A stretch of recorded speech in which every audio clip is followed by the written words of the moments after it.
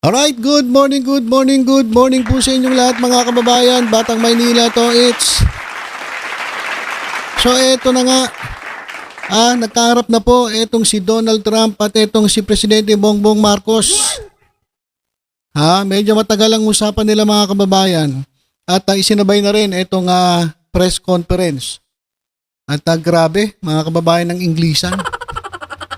Grabe talaga. At hindi basta-basta nagpatalo itong ating presidente. Kung Inglisan lang mga kababayan. Kung Inglisan lang napaka-fluent ng ating Pangulong Bongbong Marcos. Paano kaya mga kababayan, ako magtatanong lang sa inyo. Paano kaya kung si Sara Duterte yung kausap ni Donald Trump? Sa tingin ninyo, kapag tinanong siya ng mga reporters o ng media diyan po sa Amerika, na napaka-fluent ng mga English, ano kaya isasagot ni sabihin niya, itok-itok. Mga panay itok-itok ang sabihin ni Vice President Sara Duterte. Kung sakali mang maging presidente, pero sa tingin ko malabo pa sa sabaw ng pusit yun. Siguro nakakahiya, no? Nakakahiya. Kung haharap ang presidente dito sa international media at kaharap mismo si President ng Amerika na si Donald Trump, no, siguro nosebleed. Nosebleed. Kung dumudugo. Oh, why is your nose bleeding? Itok-itok. My nose is bleeding. Please don't English me. Because my mother did not school me. Siguro gano'n mangyayari. So mga kababayan, ako believe talaga ako kay Presidente Bongbong Marcos.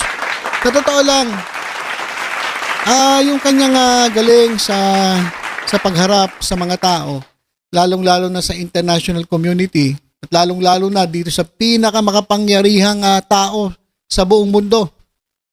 Kasi US po ang kinikilala sa pinakamalakas na bansa. Siguro kung haharap ka dyan at ang gagawin mo lang ay itok-itok lang, sabihin mo, nakakahiya po mga kababayan. Kaya etong si Presidente Bongbong Marcos, tama lang na siya maging presidente. Kasi kung ilalagay natin presidente, yung hindi magaling mag-English at hindi makaintindi, yung hirap umintindi. Napanood yung pinakita ko naman dati sa inyo yung video na kung saan in-interview ng isang international reporter si Sara Duterte. Nagkawendang-wendang, mga kababayan. Nagkagulo-gulo. At yun nga, doon nga nabanggit yung itok-itok. Pala. Kaya buti na lang ang presidente natin, si PBBM, na talagang handang makipagsabayan. Pag Inglesan, sige, mag-Inglesan kayo, maghapon. Kaya ni Presidente Bongbong Marcos yan. At isa pa, mga kababayan. Isa pa. Alam nyo ba, dito sa nangyaring interview at pagharap ni Donald Trump at ni Presidente Bongbong Marcos, bumilib po. Bumilib po si Donald Trump dito kay Presidente Bongbong Marcos.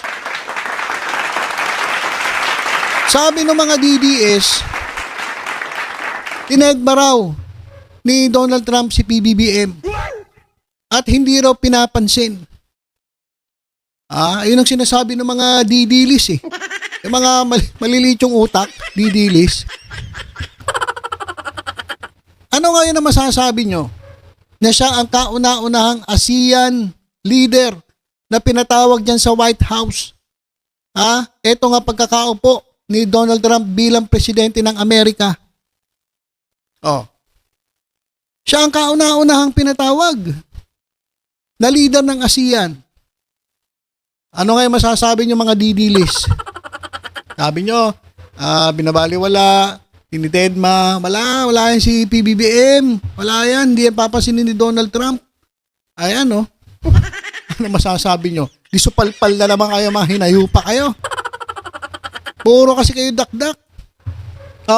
Siya ang kauna-unahang ASEAN leader na pinatawag niyan sa White House. At eto pa, believe. Believe. Si Donald Trump kay Presidente Bongbong Marcos. O dahil ba magaling mag-English? Hindi.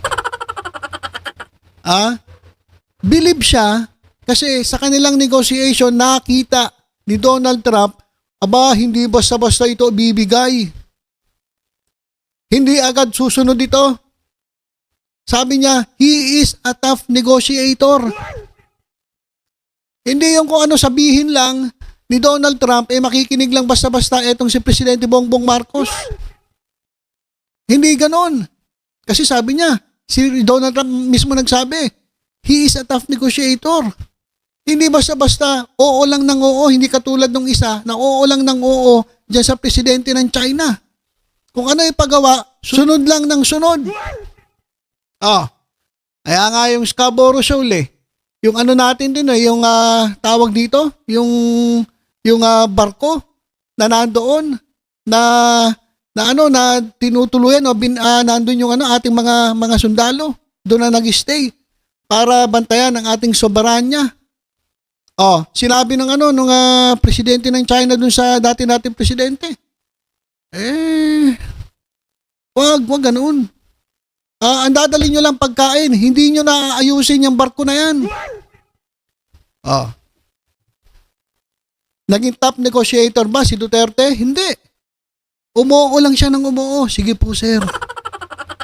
Sige po, Xi Jinping.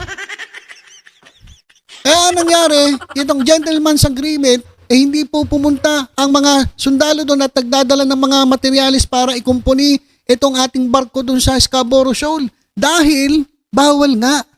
Dahil yun ang usapan nila. Pwede lang pagkain. Pagdating ng araw, lulubog na lang yung barko. Kakalawangin yun Hindi na naaayos. Pero itong si Presidente Bongbong Marcos, mismo si Donald Trump nagsabi, ang hirap pala kausap na ito. Hindi pala ito uto-uto. Hindi pala basta-basta ito pumapayag. He is a tough negotiator, sabi mismo ni Donald Trump. Gusto niyo ba marinig? Parinig natin, pakinggan natin si Donald Trump. Where are we in terms of negotiating about the reciprocal tariff? How far are we? With who? With the Philippines. Yes, sir. How far Are you from the from- Philippines? Yes, sir. I'm Good. from the Philippines. How far are we from achieving Well, free it's tough. He's a trade? very tough negotiator. So far, we're not there because he's negotiating too tough. In fact, I used to like him better than I do now. He's too tough. But we'll probably agree to something. But he's strong, a strong negotiator. He loves your country. Okay, so narinig nyo? Sabi niya, sabi ni Donald Trump, mas gusto ko pa to dati. Ngayon parang ang iba na kausap niya. He is a tough negotiator. At sabi ni Donald Trump, narinig nyo ba? He loves his country. Kasi kung mahal mo ang bansa mo, hindi ka basta-basta papayag sa negotiation. Kinakailangan kapag ikaw ay nakipagnegosasyon, sisiguraduhin mo na hindi agrabyado ang Pilipinas. Hindi katulad ng negotiation ng gentleman's agreement doon sa presidente ng China. Hindi ganon. Agrabyado Pilipinas doon Dito hindi. Hindi basta-basta pumapayag ang Presidente Bongbong Marcos. Hindi dapat agrabyado ang Pilipinas pagdating sa negosasyon. Kahit pa si Donald Trump ka pa. Kaya sabi niya, believe siya di ba? Narinig niyo naman Sabihin na ng mga DDS, fake news. Hindi. Si Donald Trump mismo nagsabi. At sabi niya, he loves his country. Mahal ng PBBM ang ating bansa. Kaya ayaw niya, kung magkakaroon man ng negosasyon o negotiation, gusto niya hindi agrabyado ang Pilipinas. Kinakailangan, siyempre may pakinabang ang Pilipinas. Hindi yung puro Amerika lang ang makikinabang sa negosasyon, sa agreement. Kinakailangan makikinabang ang Pilipinas, makikinabang ang mga Pilipino. Kaya nga sabi ni Donald Trump believe ako dyan. Dahil mahal niya ang kanyang bansa. Ano sasabihin ng mga didilis dyan? Wala, mga kababayan. Pasalamat tayo at meron tayong ganitong presidente na tumatayo para sa ating bansa. Hindi yung ibinibenta ang ating bansa. Hindi yung ipinagkakanulo ang ating bansa. Kailangan natin ng presidente na mahal ang Pilipinas mismo sa bibig ni Donald Trump lumabas yung salita, he loves his country. Ano mga didilis? Believe si Donald Trump kay Presidente Bongbong Marcos. Ako po, hindi po ako loyalista. Okay, never ako naging loyalista. Ako po ay pro-government. Kahit sino pong umupo dyan sa gobyerno, kapag nakita kong mabuti ang ginagawa, papalakpakan po natin. Ngunit, subalit, datapwat. Kapag mali na ang ginagawa ng nasa gobyerno, kinakailangan natin silang paalalahanan, kinakailangan natin silang sawayin. Hindi po tayo panatiko. Dito sa Batang Maynila, Toits, mga kababayan, hindi po tayo panatiko. Pero sa nakakita ko, dyan sa sinabi ni Donald Trump, ako mas lalo akong bumilib dito kay Presidente Bongbong Marcos. Sasabihin na naman ng mga DDS, wala, sip-sip si BMT. Sip-sip si Batang Maynila, Toits kay Presidente. Sasabihin ng gano'n. Ba't ako sisip-sip? Ano mapapala ko kung ako ay sumipsip? Sige nga.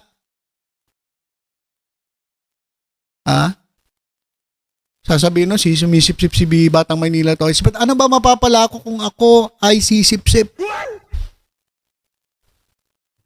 Meron ba? Sabihin, bayaran ka. Bayarin nyo, lelang yung panot. Alam nyo mga kababayan, huwag kayo maging utak talangka. Kayo mga didilis kayo, ang liliit na ng utak nyo, utak talangka pa. Kaya walang mabuting lumalabas sa mga bibig ninyo, puro kayo kontra. Kahit ginagawa ng Pangulong Bongbong Marcos sa kanyang trabaho. Habang nagtatrabaho si Presidente Bongbong Marcos, nasaan yung inyong mga idol? Puro paninira. Anong ginagawa? Nandun. Sa ibang bansa. Nanggugulo. Walang iya. Tapos palalabasin nyo si Presidente Bongbong Marcos ang walang ginagawa. Sabi ni Baste Duterte, magtrabaho raw ang presidente. Ano ba ginagawa? Hindi ba nagtatrabaho? Kayo nga ito walang ginagawa eh. Binabaligtad nila. Lagi nilang binabaliktad. Itong totoong nangyayari. Kaya kayo mga didilis kayo. Gising-gising. Harap-harapan kayong niloloko. Kayo naman harap-harapang nagpapauto. Anak, kanteteng kayo. Sumuporta kayo sa gobyerno. Bakit? Dahil gobyerno lang ang makatutulong sa inyo. Hindi naman kayo tinutulungan ng mga sumisigaw dyan eh. Nang bring him home eh.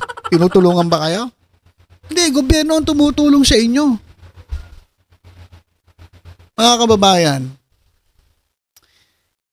si Donald Trump na nagsabi, mahal ni PBBM ang ating bansa.